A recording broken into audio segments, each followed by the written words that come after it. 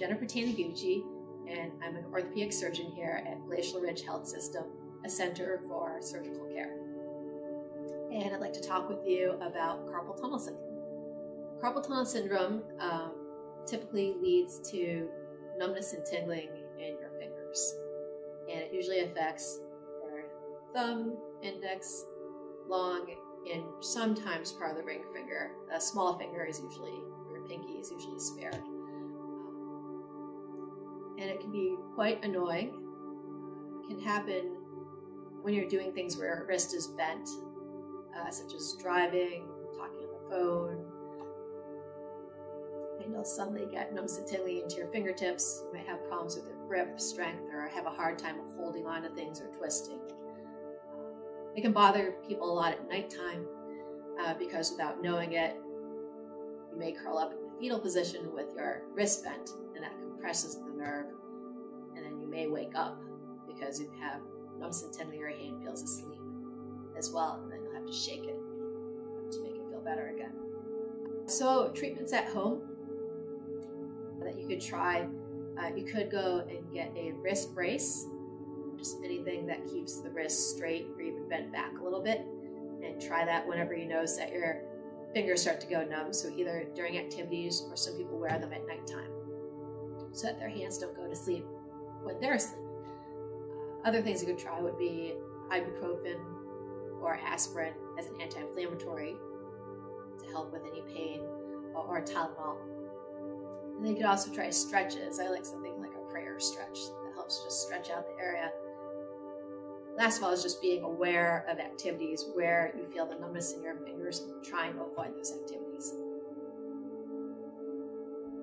So I would recommend trying these at-home treatments for maybe a month. However, if you have constant numbness and tingling in your hand, weakness where you're dropping things a lot, then you should probably get seen sooner than later. So typically I start off with an x-ray to make sure that you don't have arthritis or something else going on in your wrist that could be causing the carpal tunnel syndrome. But we would talk some more about your symptoms, when it bothers you the most, where you're having the numbness and tingling in your hands, what kind of treatments you've tried already, and then on examination I would look to see if there's any muscle wasting or weak looking muscles in the hand.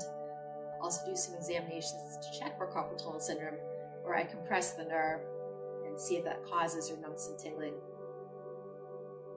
And then we'll talk about treatment options, which include the things that I mentioned you could try at home, such as bracing, anti-inflammatories, and stretching. Other treatments can include going to hand therapy or occupational therapy, where they can do some treatments as well to help with your discomfort and do some stretches for the nerve. Beyond that, oftentimes I will send people for an EMG or a nerve test. And that's a test where you have little needles put into your muscles, check and see if there's any slowed down nerves, and that specifically can tell me more about whether there's carpal tunnel syndrome and how severe it is. And it can be graded mild, moderate, or severe. And it'll help guide the treatment as well. If it's mild or moderate, oftentimes you could continue without surgery and it can recover on its own. If you've either had carpal tunnel syndrome for a long time, you've tried various treatments, or it's fairly severe, and I think about being more aggressive, surgery.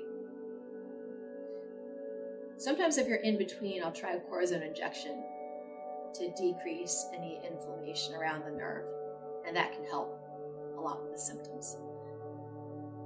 Surgery, I'll recommend again if you've had symptoms for a while and it's really causing a lot of problems with your daily living. And surgery is where I make an incision about 1 inch over the palm, where the scar tissue and the nerve lie. And I release the scar tissue that's overlying the nerve. And it helps your nerve to get back blood flow and recover.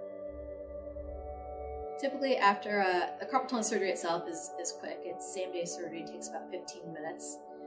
Afterwards, I do have you take it easy for about 2 weeks while the wound heals, which is the most important thing after this surgery. And then as soon as the wound is healed, I'm fine with patients returning back to their activities as tolerated, so according to your pain and discomfort, if there is any. The nerve recovery can take a long time. It can take 6 months or even longer to know how much your nerve is going to recover after carpal tunnel syndrome surgery. Usually, most people do not need hand therapy because they're able to resume their normal activities. But if you're having any difficulties with regaining your hand motion or strength, then occupational therapy can be